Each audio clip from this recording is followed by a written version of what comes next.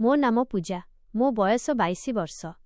ଆଉ ହଁ, ମୁଁ ଟିକେ ଚୁଲବୁଲି ମଧ୍ୟ, କିନ୍ତୁ ସେମିତିଆ ଯାହା ହୃଦୟକୁ ଛୁଇଁଦେବ। କେଶ ଲମ୍ବା ଲମ୍ବା ଯାହା ପବନରେ ଉଡ଼ୁଥାଏ ଯେମିତି କୌଣସି ପୁରୁଣା ଫିଲ୍ମର ହିରୋଇନ୍। ଗାଲରେ ହାଲୁକା ଲାଲିମା ଏବଂ ଓଠ। ଆରେ ଓଠ ବିଷୟରେ ତ କଥା ଛାଡ଼ିଦିଅ। ସେ ତ କେବଳ ହସିବା ପାଇଁ ତିଆରି ହୋଇଛି। କିନ୍ତୁ କେବେ କେବେ ଲାଗେ ଯେମିତି ସେ କୌଣସି ରହସ୍ୟ ଲୁଚାଇ ରଖିଛନ୍ତି।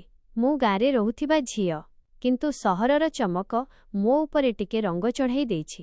ଘରେ ସମସ୍ତେ କହନ୍ତି ପୂଜା, ତୁ ତ କେବଳ ଫୁଲ ଭଳି ଫୁଟି ରହିଛୁ, କିନ୍ତୁ ଭିତରୁ ମୁଁ ଜାଣିଛି ଯେ ଫୁଲରେ ମଧ୍ୟ କଣ୍ଟା ଥାଏ। ଆଜି ମୁଁ ତୁମକୁ ମୋର ଏକ ସତ୍ୟ ଘଟଣା ବିଷୟରେ ଶୁଣାଇବି, ଯାହା ମୋ ଦିଦିଙ୍କ ବିବାହ ପରର କଥା। ସେ କାହାଣୀ ଯେଉଁଠି ମୋ ଭିଣୋଇ ଅମିତ ମୋ ସହ ସେସବୁ କରନ୍ତି ଯାହା ଭାବିଲେ ମଧ୍ୟ ମୋର ଛାତି ଥରିଯାଏ। ତେବେ ଚାଲ ଆରମ୍ଭରୁ କହୁଛି। ମୋ ସୀମା ଦିଦିଙ୍କ ବିବାହକୁ ଏବେ 6 ମାସ ହୋଇଛି।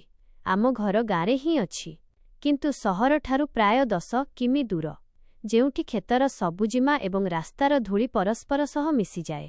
ଅମିତ ଭିଣୋଇ ସହରରେ ରହୁଥିବା ଲୋକ।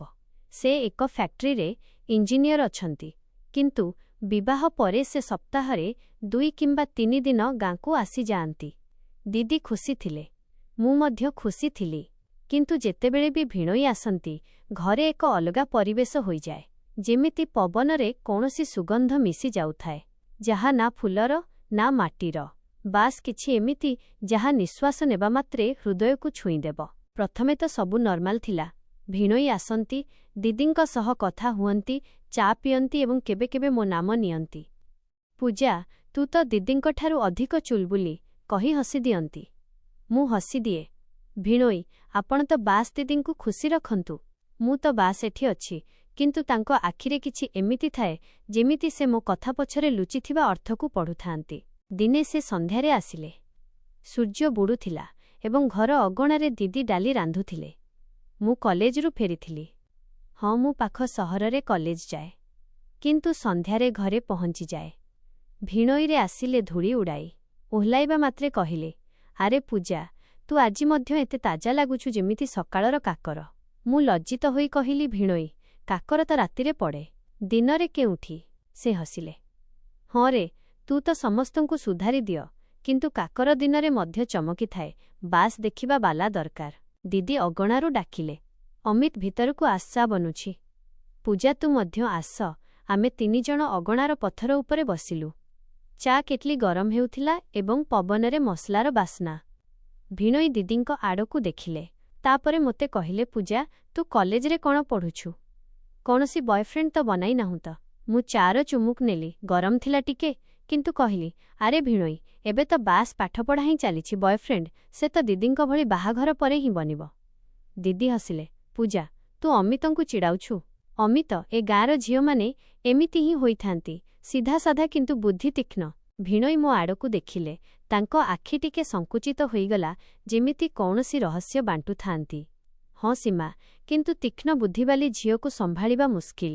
ପୂଜା, ତୁ ତ ଏମିତି ଲାଗୁଛୁ ଯେ କାହାକୁ ବି ନିଜ କଥା ମାନିବାକୁ ବାଧ୍ୟ କରିଦେବ। ମୁଁ ହସି କହିଲି, ଭିଣୋଇ, ମାନିବାକୁ ବାଧ୍ୟ କରିବା ତ ସହଜ, କିନ୍ତୁ ରଖିବା ମୁସ୍କିଲ। କଥା ଚାଲିଲା। ଚା ସରିଲା, କିନ୍ତୁ ସେ ସନ୍ଧ୍ୟାର କଥା ଯେମିତି ପବନରେ ଝୁଲି ରହିଲା। ରାତିରେ ଶୋଇବା ବେଳେ ମୁଁ ଭାବୁଥିଲି ଭିଣୋଇଙ୍କ ସେ ନଜର, କ'ଣ ତାହା କେବଳ ମଜାକ ଥିଲା ନା ଆଉ କିଛି? ପରଦିନ ସକାଳେ ଶୀଘ୍ର ଉଠିଲି। ଘରେ ସମସ୍ତେ ବ୍ୟସ୍ତ ଥିଲେ। ଦିଦି ରୋଷେଇ ଘରେ ଥିଲେ, ମା କ୍ଷେତ ଆଡ଼କୁ ଯାଉଥିଲେ। ଭିଣୋଇ ଗତକାଲି ରାତିରେ ହିଁ ରହିଯାଇଥିଲେ ଉପର କୋଠରୀରେ। ମୁଁ ଗାଧୋଇ ତଳକୁ ଆସିଲି ଏବଂ ଦେଖିଲି ତ ସେ ଅଗଣାରେ ଠିଆ ହୋଇଥିଲେ, ଚା କପ୍ ହାତରେ। ଗୁଡ୍ ମର୍ଣ୍ଣିଂ ପୂଜା, ସେ କହିଲେ। ମୁଁ ସଲୱାର କମିଜ ପିନ୍ଧିଥିଲି, ହାଲୁକା ଗୋଲାପୀ ରଙ୍ଗର, ଯାହା ପବନରେ ଉଡ଼ୁଥିଲା। ଗୁଡ୍ ମର୍ଣ୍ଣିଂ ଭିଣୋଇ, ନିଦ ଭଲ ହେଲା? ସେ ହସିଲେ। ହଁ, କିନ୍ତୁ ତୁ ଗତ ରାତିର କଥା ଭାବି ଭାବି ମୋ ନିଦ ଉଡ଼ାଇ ଦେଲୁ। ମୁଁ ଚମକିଗଲି। କେଉଁ କଥା? ସେ ପାଖକୁ ଆସିଲେ, ଚା କପ୍ ମୋତେ ଧରାଇଦେଲେ। ଏଇଟା ଯେ ତୁ କେମିତି କାହାକୁ ନିଜ କଥା ମାନିବାକୁ ବାଧ୍ୟ କରିବୁ। କହିବୁ ତ କ'ଣ ରହସ୍ୟ ଅଛି? ମୁଁ ଚା ପିଉ ପିଉ କହିଲି, ରହସ୍ୟ ତ କିଛି ନାହିଁ, ବାସ୍ ହୃଦୟରୁ କହିବା। କିନ୍ତୁ ଭିଣୋଇ, ଆପଣ ତ ଇଞ୍ଜିନିୟର, ମେସିନ୍ ବନାଇଥାନ୍ତି, ମଣିଷଙ୍କୁ କେମିତି ବୁଝିବେ? ସେ ଜୋରରେ ହସିଲେ। ଆରେ ପୂଜା, ମେସିନ୍ ତ ସହଜ, ମଣିଷ ମୁସ୍କିଲ, କିନ୍ତୁ ତୁ ଏମିତି ଲାଗୁଛୁ ଯେକୁ ମଧ୍ୟ ତରଳାଇ ଦେବୁ। ଦିଦି ରୋଷେଇ ଘରୁ ଡାକିଲେ, ପୂଜା, ବ୍ରେଡ୍ ଟୋଷ୍ଟ ବନାଇଦେ, ଅମିତଙ୍କୁ ପସନ୍ଦ। ମୁଁ ଭିତରକୁ ଚାଲିଗଲି। କିନ୍ତୁ ପଛକୁ ଚାହିଁଲି ତ ଭିଣୋଇ ଏବେ ମଧ୍ୟ ଅଗଣାରେ ଠିଆ ହୋଇଥିଲେ, ମୋ ପିଠି ଆଡ଼କୁ ଚାହିଁ। ଟୋଷ୍ଟ ବନାଇବା ସମୟରେ ମନରେ କିଛି ଖୁସି ହେଲା। କ'ଣ ଏହା କେବଳ କଥା ନା ଆଉ କିଛି ହେବାକୁ ଯାଉଛି? କିନ୍ତୁ ମୁଁ ଭାବିଲି, ଚାଲ ଦେଖିବା ଆଗକୁ କ'ଣ ହେଉଛି। ଦିନସାରା ଘର କାମ ଚାଲିଲା। ଦିପହରରେ ଭିଣୋଇ କହିଲେ, ସୀମା, ମୁଁ ଟିକେ କ୍ଷେତ ଆଡ଼କୁ ଯାଉଛି। ପୂଜା, ତୁ ମଧ୍ୟ ଆସନା, ରାସ୍ତା ଦେଖାଇଦେବୁ। ଦିଦି କହିଲେ, ହଁ ପୂଜା, ଯା। ଅମିତଙ୍କୁ ଗାଁର ଫସଲ ଦେଖିବାର ଅଛି। ଆମେ ବାହାରକୁ ଆସିଲୁ। ରାସ୍ତାରେ ଧୂଳି ଉଡ଼ୁଥିଲା। କିନ୍ତୁ ଭିଣୋଇଙ୍କରେ ମୁଁ ପଛରେ ବସିଲି। ପବନ ଜୋରରେ ବହୁଥିଲା। ମୋ କେଶ ଉଡ଼ୁଥିଲା। ଭିଣୋଇ, ଧୀରେ ଚଲାନ୍ତୁ, କେଶ ବିଗିଡ଼ିଯିବ, ମୁଁ କହିଲି। ସେ କହିଲେ, ବିଗିଡ଼ି ଯାଉ ତ କ'ଣ, ତୁ ତ ଆହୁରି ସୁନ୍ଦର ଦିଶିବୁ। ମୁଁ ହସି ହସି ତାଙ୍କ କାନ୍ଧ ଧରିଲି। ସୁନ୍ଦର ତ ମୁଁ ଅଛି ହିଁ, କିନ୍ତୁ ଏମିତି ବିଗାଡ଼ନ୍ତୁ ନାହିଁ। କ୍ଷେତରେ ପହଞ୍ଚିଲୁ। ଗହମ ଫସଲ ଲହଲହ ହେଉଥିଲା, ସବୁଜ ସବୁଜ। ଭିଣୋଇ ପଚାରିଲେ, ଏସବୁ ତୁ ସମ୍ଭାଳୁଛୁ? ମୁଁ କହିଲି, ହଁ ମା'ଙ୍କ ସହ। କିନ୍ତୁ ଭିଣୋଇ, ଫସଲ ଭଳି ମଣିଷ ମଧ୍ୟ ଲହଲହ ହୁଅନ୍ତି। ବାସ୍ ପବନ ଦରକାର। ସେ ମୋ ଆଡ଼କୁ ବୁଲିଲେ। ପବନ ତ ଅଛି, କିନ୍ତୁ ତୁ ଏମିତି ପବନ ଯାହା ତୁଫାନ ଆଣିଦେବ। ଆମେ କ୍ଷେତ ମଝିରେ ଠିଆ ହୋଇଗଲୁ। ସୂର୍ଯ୍ୟ ଉପରେ ଥିଲେ। ଗରମ ଲାଗୁଥିଲା। ମୁଁ ଦୁପଟା ଠିକ୍ କଲି, ଯାହା ଟିକେ ଖସିଯାଇଥିଲା। ଭିଣୋଇଙ୍କ ନଜର ସେଠାରେ ଅଟକିଲା, କିନ୍ତୁ ଶୀଘ୍ର ହଟାଇ ନେଲେ। ପୂଜା, ତୁ ସତରେ ତୀକ୍ଷ୍ଣ। ଦିଦିଙ୍କୁ ତ ତୁ କେତେ ସପୋର୍ଟ କରୁଛୁ। ମୁଁ କହିଲି, ଦିଦି ମୋ ଦୁନିଆ। କିନ୍ତୁ ଭିଣୋଇ, ଆପଣ ମଧ୍ୟ ତ ସେମାନଙ୍କ ପାଇଁ ସବୁ କିଛି କରନ୍ତି। କେବେ କେବେ ଲାଗେ ଆପଣଙ୍କ ନଜର ଦିଦିଙ୍କଠାରୁ ଅଧିକ ମୋ ଉପରେ ଅଟକି ଯାଉଛି। ସେ ଚମକିଲେ, କ'ଣ? ଆରେ ତୁ ତ ବାସ୍ ମୋର ସାନ ଭଉଣୀ ଭଳି। କିନ୍ତୁ ତାଙ୍କ ସ୍ୱରରେ କିଛି ଠହରାଉଥିଲା। ଆମେ ଫେରିଲୁ, କିନ୍ତୁ ବାଟ ସାରା କଥା ଚାଲିଲା। ଘରେ ପହଞ୍ଚି ଦିଦି କହିଲେ, କେମିତି ଲାଗିଲା ଫସଲ? ଭିଣୋଇ କହିଲେ, ବହୁତ ଭଲ। କିନ୍ତୁ ପୂଜା ଆହୁରି ଭଲ ଭାବେ ବୁଝାଇଲା। ସନ୍ଧ୍ୟାରେ ପୁଣି ସେଇ ଅଗଣା, ସେଇ ଚା'। କିନ୍ତୁ ଏବେ କଥା ଟିକେ ଗଭୀର ହୋଇଗଲା। ରାତିରେ ଶୋଇବା ପୂର୍ବରୁ ମୁଁ ଦିଦିଙ୍କ କୋଠରୀକୁ ଗଲି। ଦିଦି ବିଛଣାରେ ଶୋଇଥିଲେ। ଅମିତ ଭିଣୋଇ ପାଖରେ ଥିଲେ। ଦିଦି, କାଲି ମୁଁ କଲେଜ ଯାଉଛି।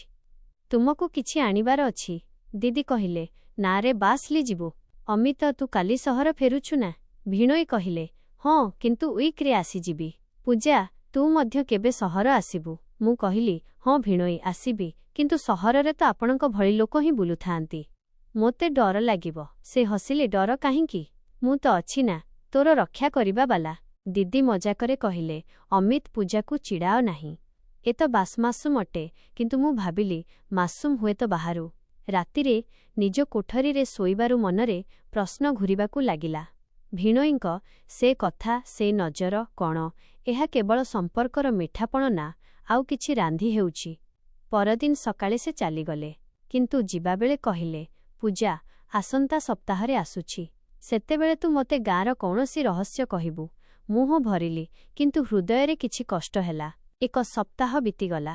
କଲେଜରେ ପାଠପଢ଼ା, ଘରେ କାମ। କିନ୍ତୁ ଭିଣୋଇଙ୍କ ମେସେଜ ଆସିଲା ଫୋନରେ। ହଁ, ନମ୍ବର ତ ଥିଲା। ପୂଜା, କେମିତି ଅଛୁ? ଦିଦିଙ୍କୁ କହିବୁ ମିସ୍ କରୁଛି। ମୁଁ ରିପ୍ଲାଏ କଲି, ଦିଦି ଠିକ୍ ଅଛନ୍ତି ଏବଂ ମୁଁ ମଧ୍ୟ। କିନ୍ତୁ ରହସ୍ୟ ତ ଆସିଲା ପରେ। ସେ ଇମୋଜି ପଠାଇଲେ। ସେଇଟା ଯାହା ଆଖି ମାରିଥାଏ। ମୁଁ ହସିଲି, କିନ୍ତୁ ଟିକେ ଡରି ମଧ୍ୟ ଗଲି। ୱିକେଣ୍ଡ ଆସିଲା। ଭିଣୋଇ ଦିପହରରେ ପହଞ୍ଚିଲେ। ଏଥର ଘରେ ମା ବାପା ମଧ୍ୟ ଥିଲେ। କିନ୍ତୁ ସନ୍ଧ୍ୟାରେ ପୁଣି ସେଇ ଅଗଣା। ଦିଦି ଭିତରେ ଥିଲେ, ମା ରୋଷେଇ ଘରେ। ଭିଣୋଇ ଏବଂ ମୁଁ ଏକା। ତେବେ ପୂଜା, ସେ ରହସ୍ୟ? ମୁଁ କହିଲି, ରହସ୍ୟ ଏଇଟା ଯେ ଗାଁରେ ଏକ ପୁରୁଣା କୂଅ ଅଛି ଯେଉଁଠି ଲୋକେ ପ୍ରେମପତ୍ର ପକାନ୍ତି। କିନ୍ତୁ ଭିଣୋଇ, ଆପଣ ତ ବିବାହିତ, ଆପଣଙ୍କୁ କ'ଣ? ସେ ପାଖକୁ ଆସିଲେ, ସ୍ୱର ଧିମା କଲେ, ବିବାହିତ, କିନ୍ତୁ ହୃଦୟ ତ ଯୁବକ। ତୁ ଏମିତି ରହସ୍ୟ କହୁଛୁ ଯେ ଲାଗୁଛି ତୁ ନିଜେ କୌଣସି ରହସ୍ୟ ଲୁଚାଇ ରଖିଛୁ। ମୁଁ ଦୁପଟା ସମ୍ଭାଳିଲି। ରହସ୍ୟ ତ ସମସ୍ତଙ୍କ ପାଖରେ ଥାଏ, ବାସ୍ ଖୋଲିବା ବାଲା ଦରକାର। ସେତିକିବେଳେ ଦିଦି ଆସିଲେ। କ'ଣ କଥା ହେଉଛନ୍ତି ଦୁହେଁ? ଭିଣୋଇ କହିଲେ, ବାସ୍ ଗାଁର ରହସ୍ୟ। ରାତିରେ ଖାଦ୍ୟ ଖାଇବାବେଳେ କଥା ଚାଲିଲା। ଟେବୁଲ ଉପରେ ରୁଟି, ପନିପରିବା, ଡାଲି। ଭିଣୋଇ ମୋରେ ରୁଟି ପକାଇଲେ। ପୂଜା, ଏଇଟା ନେ, ତୁ ତ କମ୍ ଖାଉଛୁ। ମୁଁ କହିଲି, ଭିଣୋଇ, ଆପଣଙ୍କ ମେହେରବାନୀରୁ ତ ଖାଦ୍ୟ ହିଁ ନୁହେଁ, ହୃଦୟ ମଧ୍ୟ ଭରିଯାଏ। ବାପା ହସିଲେ, ଅମିତ, ଏ ପୂଜା ତ କଥାରେ ଫସିଯିବ। କିନ୍ତୁ ଭିଣୋଇଙ୍କ ନଜର ପୁଣି ସେଇ ଟିକେ ଗଭୀର। ପରଦିନ ସକାଳେ ଭିଣୋଇ କହିଲେ, ପୂଜା, ଆଜି ଘର ପଛରେ ବଗିଚା ଅଛି ନା? ଚାଲ ସେଠାରେ ଫଳ ତୋଳିବା। ଦିଦି କହିଲେ, ହଁ, ଅମିତଙ୍କୁ ଆମ୍ବ ପସନ୍ଦ। ମୁଁ କହିଲି, ଯାଉଛି। ବଗିଚାରେ ପହଞ୍ଚିଲୁ। ଗଛ ଉଚ୍ଚା, ଆମ୍ବ ଝୁଲୁଥିଲା। ଭିଣୋଇ ସିଢ଼ି ଲଗାଇ ଚଢ଼ିଲେ। ମୁଁ ତଳେ ଧରିଥିଲି। ପୂଜା, ଏ ଆମ୍ବ ମିଠା ଲାଗୁଛି। ଉପରୁ ତ ଆହୁରି ମିଠା ହେବ। ମୁଁ କହିଲି, ହଁ ଭିଣୋଇ, ଉପରର ଜିନିଷ ସବୁବେଳେ ମିଠା ଲାଗିଥାଏ। କିନ୍ତୁ ତଳକୁ ଓହ୍ଲାଇବା ବେଳେ ସାବଧାନ ରହିବେ। ସେ ଉପରୁ ଗୋଟିଏ ଆମ୍ବ ଫିଙ୍ଗିଲେ। ମୁଁ ଧରିଲି କିନ୍ତୁ ହାତ ଖସିଗଲା, ଆମ୍ବ ପଡ଼ିଗଲା। ସେ ତଳକୁ ଓହ୍ଲାଇଲେ। ହସିଲେ ତ ହାତ ଖସିଗଲା, କିନ୍ତୁ ହୃଦୟ ତ ଧରି ନେଲୁ ନା। ମୁଁ ଚମକିଲି। କ'ଣ ମତଲବ? ସେ କହିଲେ, ମଜାକ କରୁଛି, କିନ୍ତୁ ତୁ ଏମିତି ଯେ କେହି ବି ଧରିନେବ। ଆମେ ବଗିଚାରେ ବସିଲୁ ଆମ୍ବ ଖାଉ ଖାଉ। ପବନରେ ଆମ୍ବର ବାସ୍ନା। ପୂଜା, ତୁ କେବେ ଭାବୁଛୁ ସମ୍ପର୍କ କେତେ ଅଜବ ହୋଇଥାଏ? ଭିଣୋଇ ଓ ଶାଳୀର ଅର୍ଥ କ'ଣ? ମୁଁ କହିଲି, ଅର୍ଥ ତ ଏଇଟା ଯେ ପରସ୍ପରର ଯତ୍ନ ନେବା। କିନ୍ତୁ ଭିଣୋଇ, ଆପଣଙ୍କ କଥା ତ ଆଉ କିଛି କହୁଛି। ସେ ଚୁପ୍ ହୋଇଗଲେ। ପରେ କହିଲେ, ହୁଏତ ତୁ ସଠିକ୍ କହୁଛୁ, କିନ୍ତୁ ସୀମା ଅଛି ନା, ସବୁ ଠିକ୍ ଅଛି। କିନ୍ତୁ ତାଙ୍କ ଆଖିରେ କିଛି ଥିଲା, ଯେମିତି କୌଣସି ନିଆଁ ଜଳୁଛି। ସନ୍ଧ୍ୟାରେ ଘରକୁ ଫେରିଲୁ, କିନ୍ତୁ ସେ କଥା ମନରେ ଘୂରି ବୁଲୁଥିଲା। ଦିନ ବିତିଗଲା। ଭିଣୋଇ ପ୍ରତି ୱିକ୍ରେ ଆସନ୍ତି। କେବେ ଅଗଣାରେ କଥା, କେବେ ବଗିଚାରେ, କେବେ ରାତିରେ ଦିଦିଙ୍କ ସହ, କିନ୍ତୁ ମୋ ନାମ ନେଇ ନେଇ। ଗୋଟିଏ ସନ୍ଧ୍ୟାରେ ଦିଦି ଅସୁସ୍ଥ ଦିଶୁଥିଲେ, ହାଲୁକା ମୁଣ୍ଡ ବିନ୍ଧା। ପୂଜା, ତୁ ଅମିତଙ୍କ ସହ କଥା ହୋଇନେ, ମୁଁ ଆରାମ କରିନିଏ। ଭିଣୋଇ ଏବଂ ମୁଁ ଛାତ ଉପରକୁ ଗଲୁ। ତାରା ଚମକୁଥିଲା। ପୂଜା, ରାତି ଭଲ ଲାଗୁଛି। ତୁ ଏମିତି ହିଁ ଲାଗୁଛୁ ଚମକିଲା ଭଳି। ମୁଁ କହିଲି, ଭିଣୋଇ, ତାରା ତ ଦୂରରେ, ଛୁଇଁ ହେବ ନାହିଁ। ସେ ପାଖକୁ ଆସିଲେ। ଦୂରରେ ନୁହେଁ, ବାସ୍ ହାତ ବଢ଼ାଇବାକୁ ପଡ଼ିବ। ପବନ ଅଟକିଲା ଭଳି ଲାଗିଲା। ମୁଁ ପଛକୁ ହଟି କହିଲି, କିନ୍ତୁ ହାତ ବଢ଼ାଇବା ପୂର୍ବରୁ ଭାବିବା ଉଚିତ, କ'ଣ ଭାଙ୍ଗିବ? ସେ ଅଟକିଗଲେ। ହଁ ପୂଜା, ତୁ ସଠିକ୍ କହୁଛୁ। ସେ ରାତି ଆମେ ତଳକୁ ଓହ୍ଲାଇଲୁ, କିନ୍ତୁ ମନରେ ତୁଫାନ ଭଳିଥିଲା। କ'ଣ ଏହା କେବଳ କଥା ନା କିଛି ହେବାକୁ ଯାଉଛି? ସମୟ ବିତିଗଲା। 2 ମାସ ହୋଇଗଲା ବିବାହକୁ। ଭିଣୋଇ ଏବେ ଅଧିକ ଆସିବାକୁ ଲାଗିଲେ। ଦିନେ ଘରେ କିଛି ଛୋଟମୋଟ କାମ ଥିଲା। ଦିଦିଙ୍କର କୌଣସି ପୁରୁଣା ଡାଏରୀ ଖୋଜିବାର ଥିଲା। ଭିଣୋଇ କହିଲେ, ପୂଜା, ତୁ ଜାଣିଥିବୁ ଦିଦି କେଉଁଠି ରଖନ୍ତି? ଆମେ କୋଠରୀକୁ ଗଲୁ, ଆଲମାରୀ ଖୋଲିଲୁ, ବହି ବିଛାଡ଼ି ହୋଇଥିଲା। ମୁଁ ନେଇଲି ତ ଦୁପଟା ଖସିଗଲା। ଭିଣୋଇଙ୍କ ନଜର ପଡ଼ିଲା, କିନ୍ତୁ ସେ ଶୀଘ୍ର ହଟାଇ ନେଲେ। ମିଳିଗଲା ଡାଏରୀ, ମୁଁ କହିଲି। ସେ କହିଲେ, ହଁ, କିନ୍ତୁ ତୁ? ଆରେ କିଛି ନୁହେଁ। ମୁଁ ହସିଲି। କିଛି ତ କୁହନ୍ତୁ ଭିଣୋଇ। ସେ କହିଲେ, ତୁ ଏମିତି ଯେ କୌଣସି ରହସ୍ୟ ଖୋଲିଯିବ। ଆମେ ବାହାରକୁ ଆସିଲୁ, କିନ୍ତୁ ସେ ମୁହୂର୍ତ୍ତ ଯେମିତି ଅଟକିଗଲା। ଦିଦି ଖୁସି ହେଲେ ଡାଏରୀ ଦେଖି। ଅମିତ, ତୁ ଏବଂ ପୂଜା ଭଲ ଟିମ୍ ଅଛ। ଭିଣୋଇ କହିଲେ, ହଁ ସୀମା, ପୂଜା ବିନା ତ କାମ ହିଁ ହୁଏ ନାହିଁ। ରାତିରେ ଖାଦ୍ୟ ଖାଇବାବେଳେ କଥା ଚାଲିଲା। ପୂଜା, ତୁ ବଡ଼ ହେଉଛୁ। ବିବାହ ବିଷୟରେ କ'ଣ ଭାବିଛୁ? ବାପା ପଚାରିଲେ। ମୁଁ କହିଲି, ବାପା, ଏବେ ତ ବାସ୍ ପାଠ ପଢ଼ା। ଭିଣୋଇ କହିଲେ, ହଁ, ବିବାହ ତ ସଠିକ୍ ପୁଅ ସହ ହେବା ଉଚିତ, ଯିଏ ବୁଝିବ। ତାଙ୍କ ନଜର ମୋ ଆଡ଼କୁ ଯେମିତି କହୁଥାନ୍ତି, ମୁଁ ବୁଝିପାରୁଛି। ପୁଣି ଦିନେ ଆସିଲା ଯେବେ ସବୁ ବଦଳିଗଲା। ଭିଣୋଇ ଆସିଲେ, କିନ୍ତୁ ମୁହଁରେ ଦୁଃଖ। କ'ଣ ହେଲା ଅମିତ? ଦିଦି ପଚାରିଲେ। ସେ କହିଲେ, ଫ୍ୟାକ୍ଟ୍ରିରେ ସମସ୍ୟା, ଚାକିରି ଉପରେ ବିପଦ, ଘରେ ସବୁ ନିସ୍ତବ୍ଧ। ମା ବାପା ଚିନ୍ତିତ। ମୁଁ କହିଲି, ଭିଣୋଇ, ସବୁ ଠିକ୍ ହୋଇଯିବ। ଆପଣ ତ ଷ୍ଟ୍ରଙ୍ଗ ଅଛନ୍ତି। ସନ୍ଧ୍ୟାରେ ଅଗଣାରେ ଏକା ବସିଥିଲୁ। ମୁଁ ଚ ଆଣିଲି। ପିଇ ନିଅନ୍ତୁ, ସନ୍ କମ୍ ହେବ। ସେ କହିଲେ, ପୂଜା, ତୁ କାହିଁକି ଏତେ କେୟାରିଂ? ମୁଁ କହିଲି, କାରଣ ଆପଣ ଫ୍ୟାମିଲି। କିନ୍ତୁ ଭିଣୋଇରେ ମଧ୍ୟ ସୌନ୍ଦର୍ଯ୍ୟ ଅଛି, ଯେମିତି ବାଦଲରେ ବିଜୁଳି। ସେ ମୋ ଆଡ଼କୁ ଦେଖିଲେ ବହୁ ସମୟ ଧରି। ତୁ ସଠିକ୍ କହୁଛୁ, କିନ୍ତୁ କେବେ କେବେ ଲାଗେ ତୁ ମୋ ଜୀବନର ସେଇ ବାଦଲ ଯାହା ବର୍ଷା ଆଣିଦେବ। ମୁଁ ଚୁପ୍ ରହିଲି। ରାତିରେ ଦିଦି କହିଲେ, ପୂଜା, ଅମିତଙ୍କୁ ସମ୍ଭାଳି ନିଅ। ମୁଁ ଥକି ଯାଇଛି। ମୁଁ ଭିଣୋଇଙ୍କ କୋଠରୀକୁ ଗଲି କଥା ହେବାକୁ। ଭିଣୋଇ, କୁହନ୍ତୁ କ'ଣ ହେଲା ଫ୍ୟାକ୍ଟ୍ରିରେ? ସେ ସବୁ କହିଲେ। ଚାପ୍, ଟାର୍ଗେଟ୍ ମିସ୍। ମୁଁ ଶୁଣୁଥିଲି। ହାତ ତାଙ୍କ କାନ୍ଧରେ ରଖିଲି। ସବୁ ଠିକ୍ ହୋଇଯିବ। ଆପଣ ତ ମୋର ହିରୋ। ସେ କହିଲେ, ହିରୋ? ତୁ ମୋର ହିରୋଇନ୍। ପୂଜା, ପଲ୍ ଅଟକିଗଲା। କିନ୍ତୁ ମୁଁ ହଟାଇ ନେଲି ହାତ। ରାତି ହୋଇଗଲା, ଶୋଇଯାଆନ୍ତୁ। ବାହାରକୁ ଆସି ମନ ଧଡ଼ଧଡ଼ ହେଉଥିଲା। କ'ଣ ଏହା ମୋମେଣ୍ଟ ଥିଲା କିଛିର? ପରବର୍ତ୍ତୀ ଦିନଗୁଡ଼ିକରେ ଭିଣୋଇ ଘରେ ଅଧିକ ରହିଲେ। ଫ୍ୟାକ୍ଟ୍ରିରୁ ଛୁଟି ନେଲେ। ଆମେ ସାଙ୍ଗରେ ସମୟ ବିତାଇଲୁ। ଦିନେ ଘର ପାଖରେ ଗୋଟିଏ ନାଳ ସଫା କରିବାର କାମ ଥିଲା। ବାପା କହିଲେ, ଅମିତ, ତୁ ମଧ୍ୟ ସାହାଯ୍ୟ କରିଦେ। ପୂଜା, ତୁ ମଧ୍ୟ ଯା, ନାଳ ପାଖରେ ମାଟି, ପାଣି। ଭିଣୋଇ କୁରାଢ଼ୀ ଉଠାଇଲେ। ମୁଁ ବାଲଟି। ପୂଜା, ଏ କାମ ତତେ ସୁଟ୍ କରେ ନାହିଁ। ମୁଁ କହିଲି, ସୁଟ୍ ତ କରେ, କାରଣ ସାଙ୍ଗରେ ଆପଣ ଅଛନ୍ତି। କାମ ଚାଲିଲା। ଝାଳ ବୋହିଲା। ଭିଣୋଇଙ୍କ କମିଜ ଓଦା, ମାଂସପେଶୀ ଦେଖାଯାଉଥିଲା। ମୁଁ ନଜର ହଟାଇଲି। ଭିଣୋଇ, ଆପଣଙ୍କ ଶକ୍ତି ଦେଖି ଲାଗୁଛି କୌଣସି ବି କାନ୍ଥ ଭାଙ୍ଗିଦେବେ। ସେ କହିଲେ, କାନ୍ଥ ତ ସହଜ, ହୃଦୟ ଭାଙ୍ଗିବା ମୁସ୍କିଲ। କାମ ସରିଲା, ଘରକୁ ଫେରିଲୁ। କିନ୍ତୁ ସେ ଝାଳ, ସେ ଥକାପଣ ଯେମିତି କିଛି ପାଖକୁ ଆଣିଗଲା। ସନ୍ଧ୍ୟାରେ ଦିଦି କହିଲେ, ତୁମ ଦୁହେଁ ଭଲ ଲାଗୁଛନ୍ତି ସାଙ୍ଗରେ। ଭିଣୋଇ ଚୁପ୍। ଧୀରେ ଧୀରେ କଥା ଗଭୀର ହେବାକୁ ଲାଗିଲା। ଗୋଟିଏ ରାତି ଘରେ ସମସ୍ତେ ଶୋଇଗଲେ। ଭିଣୋଇଙ୍କ ଫୋନ୍ ବାଜିଲା। ସେ ବାହାରକୁ ଆସିଲେ। ମୁଁ ମଧ୍ୟ ଜାଗିଥିଲି। ଅଗଣାରେ ମିଳିଲେ। କ'ଣ ହେଲା? ବାସ୍ର କଲ୍। ମୁଁ କହିଲି, ଭିଣୋଇ, ରାତିରେ କଲ୍ ଉଠାନ୍ତୁ ନାହିଁ। ଆରାମ କରନ୍ତୁ। ସେ କହିଲେ, ଆରାମ ତେବେ ମିଳିବ ଯେବେ ତୁ ପାଖରେ ଥିବୁ। ମୁଁ ହସିଲି। ମୁଁ ତ ଅଛି ନା। ସେ ପାଖକୁ ଆସିଲେ କିନ୍ତୁ ଅଟକିଗଲେ। ପୂଜା, ତୁ ଜାଣିଛୁ ନା ଏ ସମ୍ପର୍କ? ମୁଁ କହିଲି, ହଁ ଜାଣିଛି। ବାସ୍ ବନ୍ଧୁତାର, କିନ୍ତୁ ହୃଦୟରେ ସନ୍ଦେହ ଥିଲା। ସକାଳ ହେଲା, ସବୁ ନର୍ମାଲ, କିନ୍ତୁ ସେ ରାତିର କଥା ଯେମିତି ସ୍ୱପ୍ନ ଲାଗିଲା। ମାସ ବିତିଗଲା। ଭିଣୋଇଙ୍କ ଜବ୍ ଠିକ୍ ହୋଇଗଲା, କିନ୍ତୁ ଆମ ସମ୍ପର୍କ ସେ କିଛି ଆଉ ହୋଇଗଲା। କଥା, ନଜର, ଛୋଟ ଛୋଟସ୍। ଦିନେ ଦିଦି କହିଲେ, ପୂଜା, ତୁ ଅମିତଙ୍କୁ କେତେ ଖୁସି ରଖୁଛୁ, ଲାଗୁଛି ତୁ ମୋ ଭଉଣୀ ନୁହେଁ ବୋହୂ। ମୁଁ ଲଜ୍ଜିତ ହେଲି। ଭିଣୋଇ ଶୁଣୁଥିଲେ। ସନ୍ଧ୍ୟାରେ ଏକାନ୍ତରେ କହିଲେ, ପୂଜା, ସୀମା ସଠିକ୍ କହୁଛି। ତୁ ଆମ ଜୀବନର ଅଂଶ। ମୁଁ କହିଲି, ଅଂଶ ତ ଅଛି। ସେ କହିଲେ, କିନ୍ତୁ କ'ଣ? କିଛି କହିବାର ଅଛି। ମୁଁ ଚୁପ୍ ରହିଲି। ପୁଣି ସେଦିନ ଆସିଲା ଯାହା ସବୁ ବଦଳିଗଲା। ଗୋଟିଏ ସନ୍ଧ୍ୟାରେ ଭିଣୋଇ ଆସିଲେ, କିନ୍ତୁ ହାତରେ ଏକ ଲଫାପା। ସୀମା, ଏଇଟା ତୋ ପାଇଁ। ଦିଦି ଖୋଲିଲେ। ଭିତରେ ନାନ୍ସିର ରିପୋର୍ଟ ପଜିଟିଭ୍। ଘରେ ଖୁସିର ଲହରୀ। ସବୁ କୁଣ୍ଢାଇ ହେଲେ, କିନ୍ତୁ ଭିଣୋଇଙ୍କ ନଜର ମୋ ଆଡ଼କୁ। ପୂଜା, ଏଇଟା ତ ଯୋଗୁଁ। ତୁ ଯେଉଁ ସପୋର୍ଟ ଦେଲୁ।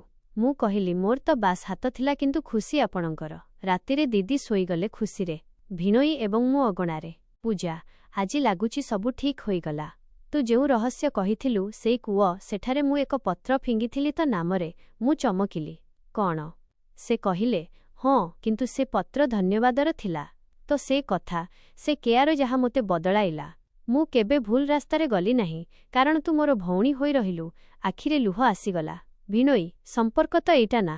ଯତ୍ନ ନେବା। ସେ କୁଣ୍ଢାଇ ହେଲେ, ଭାଇ ଭଉଣୀ ଭଳି। ହଁ ପୂଜା, ଏଇଟା ହିଁ ଅଛି।